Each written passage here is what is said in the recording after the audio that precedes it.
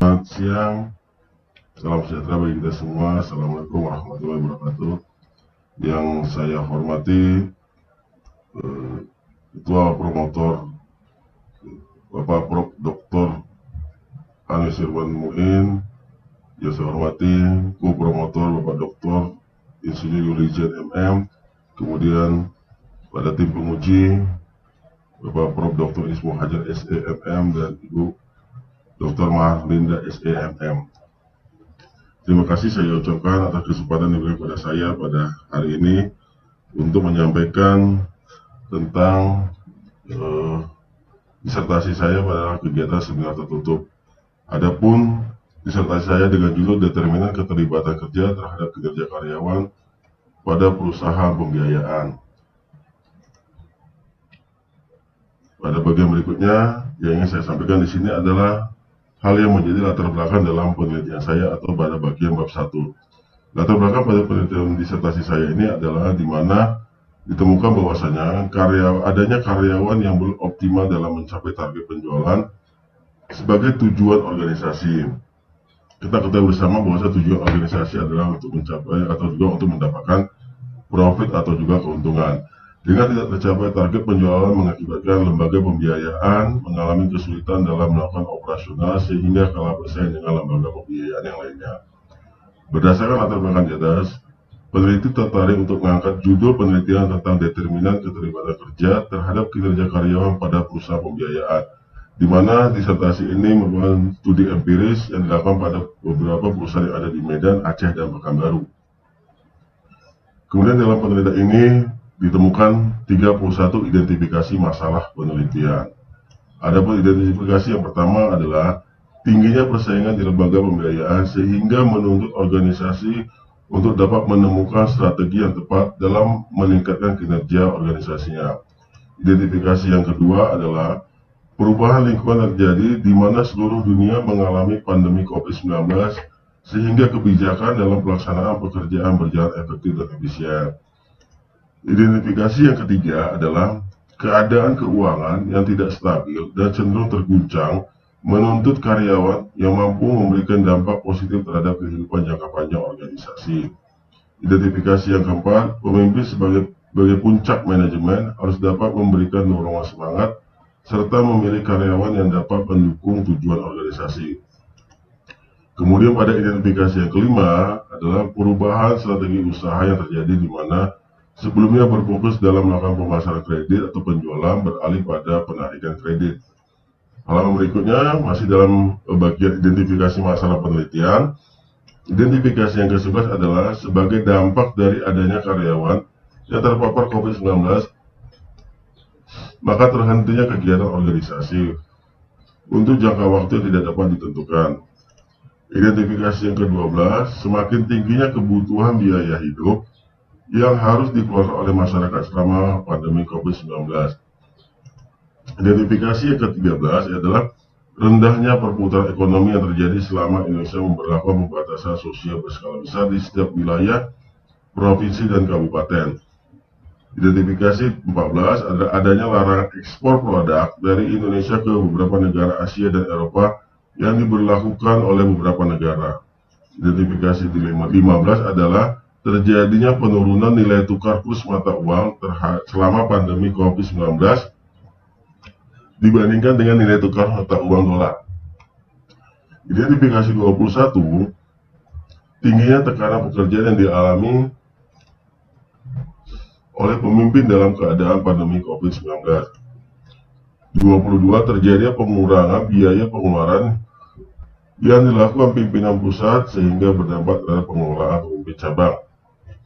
23, pada saat ini nasabah tidak sembarangan dalam menggunakan jasa perusahaan pembiayaan dan cenderung lebih selektif dalam memilihnya. Yang ke-24, pelayanan yang diberikan oleh karyawan perusahaan pembiayaan masih kurang baik terhadap nasabah atau juga pelanggan sehingga menyebabkan kurang puasnya nasabah atau pelanggan. 25, komunikasi interpersonal antar karyawan masih kurang baik sehingga menyebabkan adanya friksi atau kesalahpahaman antar karyawan. 26. Halaman berikut yang ingin saya sampaikan di sini ada berkaitan kepada rumusan masalah penelitian. Dalam rumusan masalah penelitian ini ada 9 rumusan yang menjadi dasar penelitian. Yang pertama adalah apakah terdapat pengaruh budaya organisasi terhadap keterlibatan karyawan perusahaan pembiayaan di Medan, Aceh, dan Pekanbaru. Yang kedua, apakah terdapat pengaruh komunikasi interpersonal terhadap keterlibatan karyawan perusahaan pembiayaan di Aceh, Medan, dan Pekanbaru. Ketiga, apakah terdapat pengaruh kecerdasan emosional terhadap keterlibatan karyawan perusahaan pembiayaan di Medan, Aceh, dan Pekanbaru. Keempat, apakah terdapat pengaruh budaya organisasi, komunikasi interpersonal, dan kecerdasan emosional secara bersama-sama terhadap keterlibatan karyawan perusahaan pembiayaan di Medan, Aceh, dan Pekanbaru. 5. Apakah terdapat pengaruh budaya organisasi terhadap kinerja karyawan perusahaan pembiayaan di Medan, Aceh, dan Pekanbaru. 6. Apakah terdapat pengaruh komunikasi interpersonal terhadap kinerja karyawan perusahaan pembiayaan di Medan, Aceh, dan Pekanbaru. 7.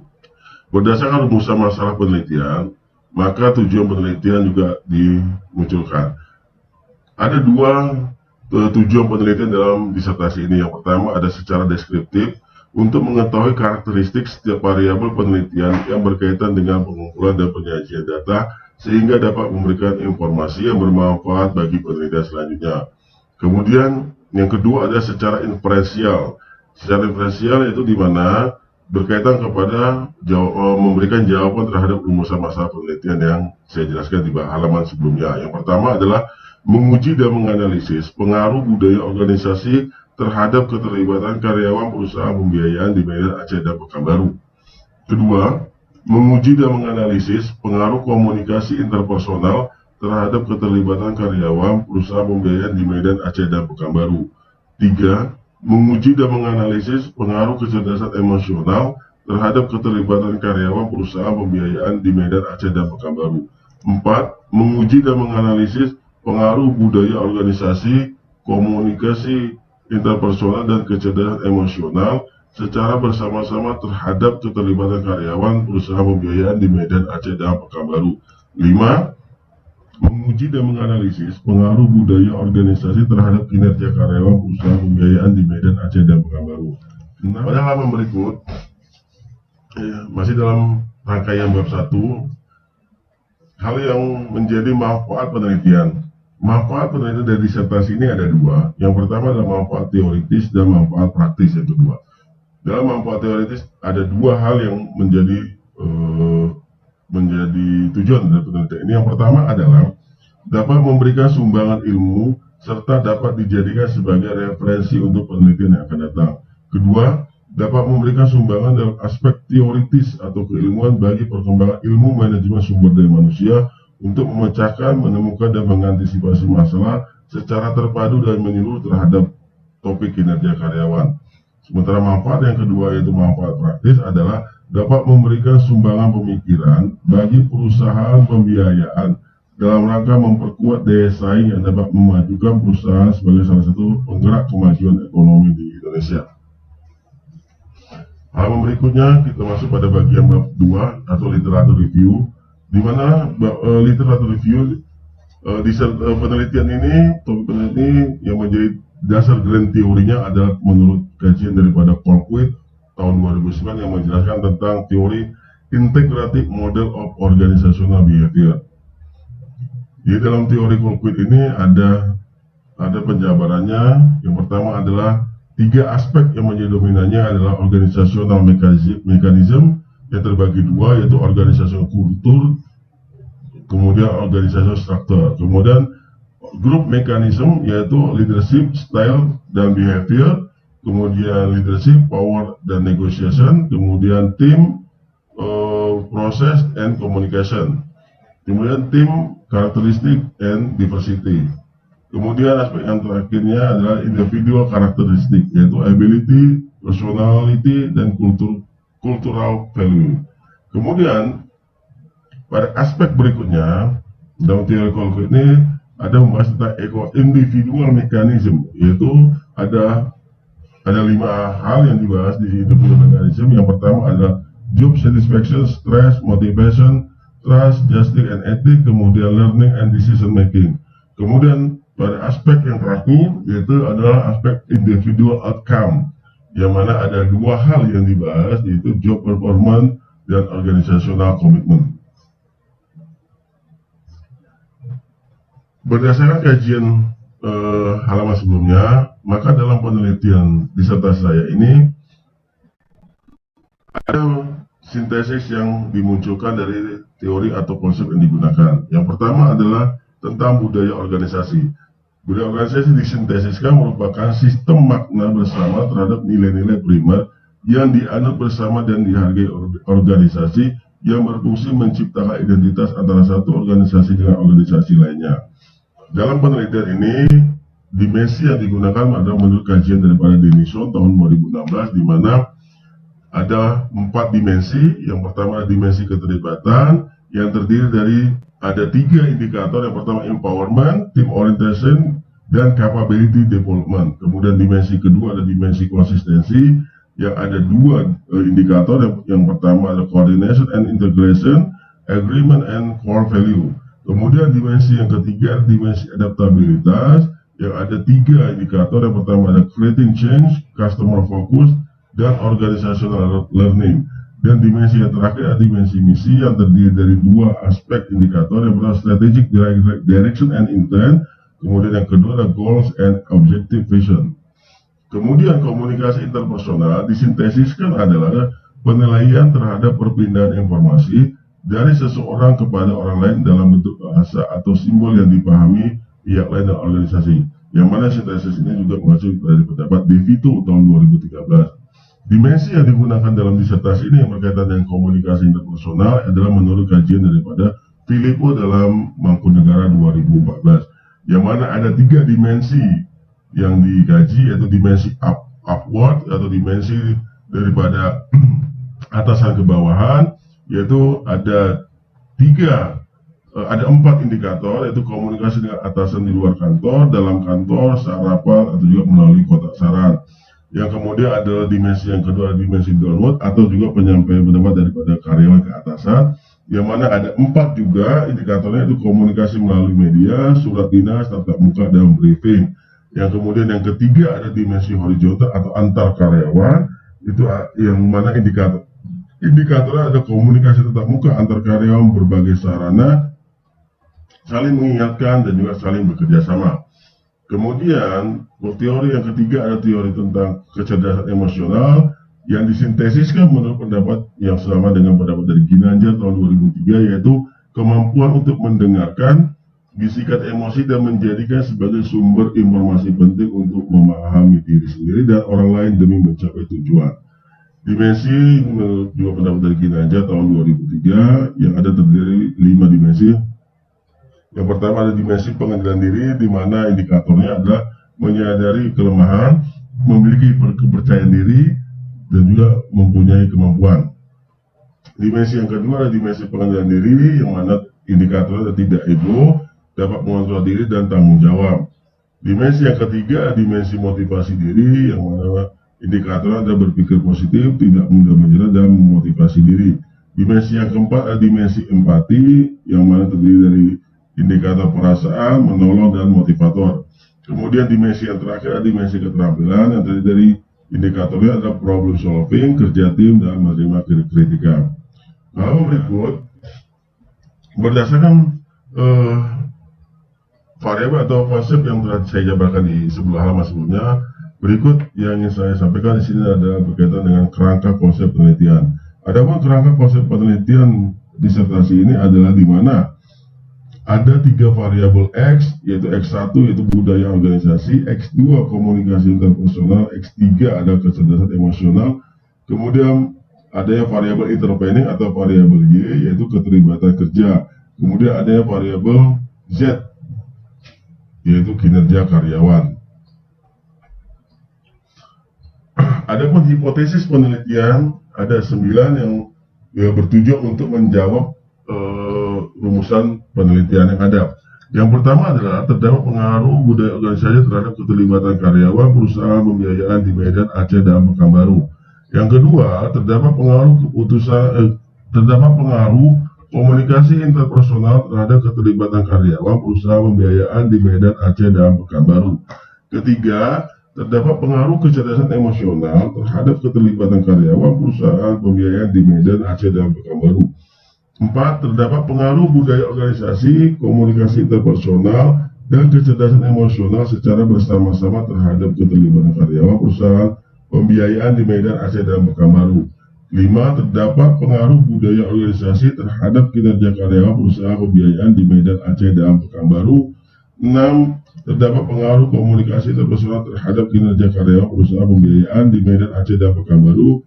7. Terdapat pengaruh kecerdasan emosional terhadap kinerja karyawan perusahaan pembiayaan di Medan Aceh dan Pekanbaru. 8. Terdapat pengaruh keterlibatan karyawan terhadap kinerja karyawan perusahaan pembiayaan di Medan Aceh dan Pekanbaru. Dan terakhir yang ke-9 adalah adanya pengaruh budaya organisasi, komunikasi interpersonal, kecerdasan emosional, keterlibatan karyawan secara bersama-sama terhadap kinerja karyawan perusahaan pembiayaan di Medan Aceh dan Pekanbaru.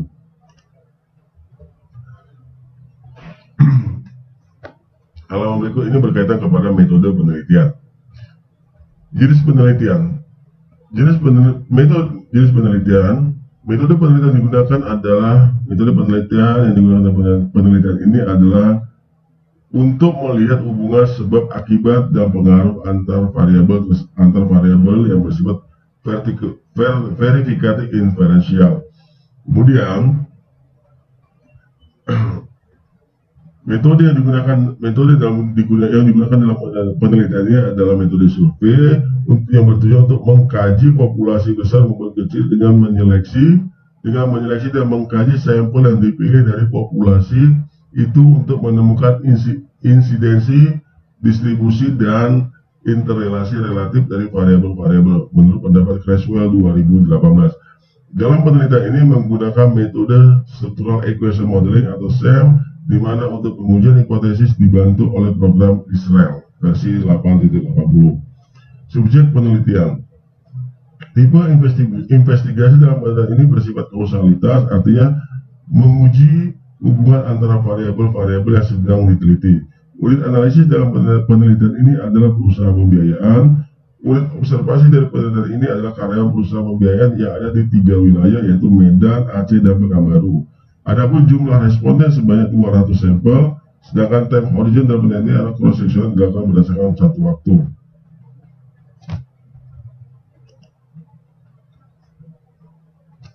Berikut berkaitan kepada populasi dan jumlah populasi karyawan yang ada di perusahaan pembiayaan di wilayah Aceh, Medan, dan Pekanbaru. Nama perusahaan yang digunakan dalam penelitian ini adalah 4 perusahaan yang mana berdasarkan penelitian, berdasarkan kajian, 4 perusahaan ini dianggap layak karena adanya kesamaan dalam aspek produk yang dipasarkan.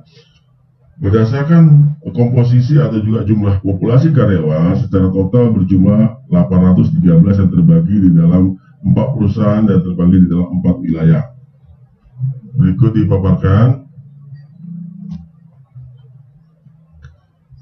Kemudian di halaman berikut yang ingin saya jabarkan di sini adalah diagram dimensi berkaitan kepada variabel yang digunakan dalam penelitian. Yang pertama adalah diagram dimensi variabel budaya organisasi. Berikut budaya organisasi yang memiliki dimensi ada 4. Kemudian dalam setiap dimensi memiliki ada 3 indikator yang digunakan. Kemudian variabel dimensi komunikasi interpersonal yang mana ada 3 dimensinya, di mana tiap dimensi ada 4 indikator. Kemudian diagram dimensi yang berikutnya, diagram dimensi variabel kecerdasan emosional yang terdiri dari 5 dimensi, yaitu pengendalian diri, motivasi diri, empati, dan keterampilan, di mana dalam setiap masing-masing dimensi memiliki 3 indikator. Kemudian variabel dimensi berikutnya adalah variabel dimensi berkaitan dengan teori atau berkaitan dengan variabel keterlibatan kerja, di mana dimensinya ada 3 dan masing-masing dimensi ada 3 indikator. Dan variabel yang terakhir adalah diagram dimensi kinerja karyawan yang terdiri dari 3 dimensi dan masing-masing memiliki 3 indikator. Berdasarkan masing-masing diagram dimensi yang bisa dijelaskan di halaman sebelumnya. Berikut adalah alur lengkap penelitian disertasi yang saya lakukan, di mana secara full model atau model lengkap penelitian ini sebagai berikut, yaitu budaya organisasi ada 3 dimensi dengan masing-masing indikator, kemudian komunikasi interpersonal ada 3 dimensinya dengan masing-masing indikator, kemudian keterlibatan kerja, kemudian kecerdasan nasional, dan juga kinerja karyawan. Berdasarkan diagram dimensi full model, berikut yang ingin saya sampaikan di sini adalah, karena ini adalah merupakan penelitian yang berkaitan dalam analisis jalur atau path analisis. Di sini ada 2 persamaan analisis jalur yang akan digunakan, yang mana persamaan 1 itu berkaitan kepada analisis tentang budaya organisasi, komunikasi interpersonal, dan kecerdasan emosional terhadap keterlibatan karyawan. Berikut gambarnya, dan berikut adalah secara secara angka rumusnya.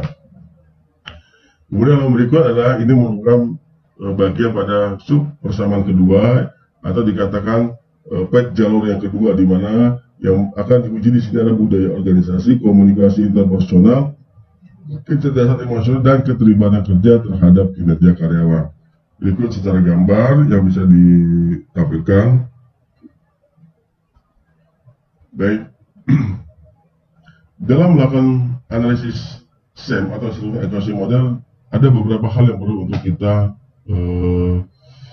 kita syaratkan, atau ada beberapa hal yang menjadi ketentuan dalam melakukan uji SEM, di mana yang sama-sama kita ketahui yang disebut dengan goodness of faith atau GOF. Nilai GOF itu yang setidaknya harus memenuhi syarat. Berikut ada kriteria goodness of faith yang menjadi syarat utama dalam penelitian SEM. Kemudian yang menjadi kriteria penilaian hipotesis. Ada 2 kriteria yang digunakan dalam melakukan uji hipotesis. Yang pertama adalah pengujian hipotesis dilakukan dengan menggunakan nilai T-value dengan tingkat signifikansi 0,05. Nilai T-value atau analisis nilai T dan nilai P dari hasil pengolahan data yang diperoleh untuk kemudian dibandingkan dengan batasan statistik yang disyaratkan, yaitu di atas 1,96 untuk nilai T dan di bawah 0,05 untuk nilai P. Sehubungan dengan penelitian disertasi menggunakan Israel, maka yang menjadi nilai batasan adalah 1,96, maka dinyatakan bahwasanya terdapat signifikansinya. Kemudian yang kedua, untuk menguji peran variabel secara simultan, dia diterima apabila kriteria nilai GOF dapat terpenuhi. Nilai GOF dapat terpenuhi dengan minimal 2 daripada kriteria pengujian. Ini menurut pendapat daripada Ghazali tahun 2011. Bab berikutnya adalah tentang berkaitan kepada hasil penelitian. Dalam hasil penelitian ini dibagi dalam beberapa bagian.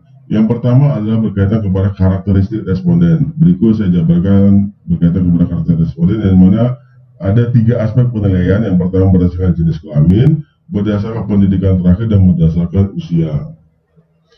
Kemudian berdasarkan nilai-nilai koefisien, berikut dijabarkan gambarnya berdasarkan hasil daripada nilai KMO Embedded Test, yaitu budaya organisasi, yang mana tingkat signifikansi 0,00, kemudian yang lainnya juga 0,00. Ini adalah masuk ke dalam bagian nilai-nilai koefisien. Kemudian dalam analisis yang lainnya adalah uji yang dilakukan adalah uji reliabilitas. Dalam uji reliabilitas ini berikut ditunjukkan bahwa budaya organisasi itu memiliki tingkat uji reliabilitas yang layak atau yang juga cocok karena di atas daripada 0,6. Secara keseluruhan dari ke-5 variabel itu dinyatakan layak dan reliable karena memiliki angka di atas daripada 0,6. Dan berdasarkan hasil uji kelayakan model CFA dapat dikatakan bahwa semua variabel itu hasil ujinya di atas daripada 0,90 dan dapat dinyatakan bahwasanya ini fit model. Berikut konstruk dimensi dari hasil penelitian yang bisa ditunjukkan atau yang pertama adalah dimensi budaya organisasi, yang di sini dapat kita lihat budaya organisasi dengan 4 dimensinya menunjukkan angka yang cukup baik semuanya. Kemudian dimensi komunikasi interpersonal dengan 3 dimensinya, kemudian dimensi kecerdasan emosional dengan 5 dimensi, kemudian dimensi keterlibatan kerja dengan 3 dimensi, dan kinerja karyawan ada 3 dimensinya. Berdasarkan hasil pemecahan berdasar masing-masing daripada dimensi konstruk dimensi, maka berikut ini akan adalah konstruk dimensi secara PET atau juga persamaan struktural 1, di mana variabel X1 adalah budaya organisasi, X2 adalah kecerdasan emosional, dan X2 adalah kecerdasan emosional dan kemampuan dan komunikasi interpersonal yang mempengaruhi kepada keterlibatan kerja. Berdasarkan rumus diperoleh angka sebagai berikut. Kemudian bersama struktural kedua, budaya organisasi, komunikasi interpersonal,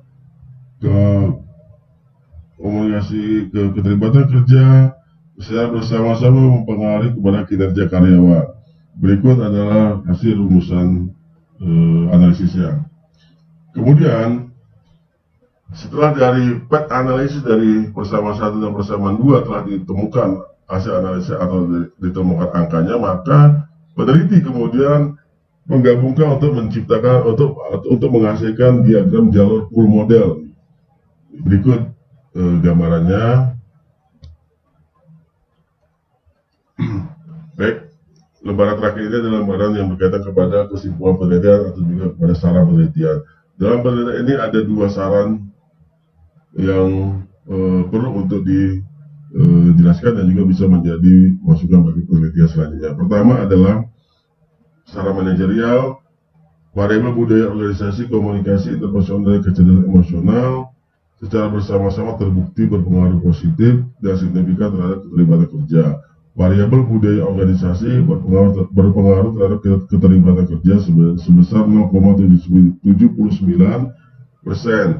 Variabel komunikasi interpersonal berpengaruh terhadap keterlibatan kerja sebesar 0,77, dan variabel kecerdasan emosional berpengaruh terhadap keterlibatan kerja sebesar 0,83. Variabel dominan yang berpengaruh terhadap keterlibatan kerja adalah variabel kecerdasan emosional. Kedua, variabel budaya organisasi, komunikasi interpersonal, dan kecerdasan emosional serta keterlibatan kerja secara bersama-sama terbukti berpengaruh positif dan signifikan terhadap kinerja karyawan, di mana angka yang ditunjukkan variabel budaya organisasi berpengaruh terhadap kinerja karyawan sebesar 0,78, kemudian variabel komunikasi interpersonal berpengaruh terhadap kinerja karyawan sebesar 0,74, kemudian variabel kecerdasan emosional berpengaruh terhadap kinerja karyawan sebesar 0,80, dan variabel keterlibatan kerja berpengaruh terhadap kinerja karyawan sebesar 0,85. Variabel dominan yang berpengaruh terhadap kinerja karyawan adalah variabel keterlibatan kerja. Baik, demikian yang bisa saya paparkan hasil daripada bahan seminar tertutup disertasi yang akan dilakukan untuk mendapatkan gelar doktor pada program Doktor Manajemen Fakultas Ekonomi Universitas Persada Indonesia. Lebih dan kurang saya mohon maaf, dan lebihnya saya ucapkan terima kasih kepada Dewan Promotor dan juga Dewan Penguji dan juga kepada staf dan admin daripada kampus Universitas Persada Indonesia. Assalamualaikum warahmatullahi wabarakatuh. Selamat siang dan salam sejahtera bagi kita semua.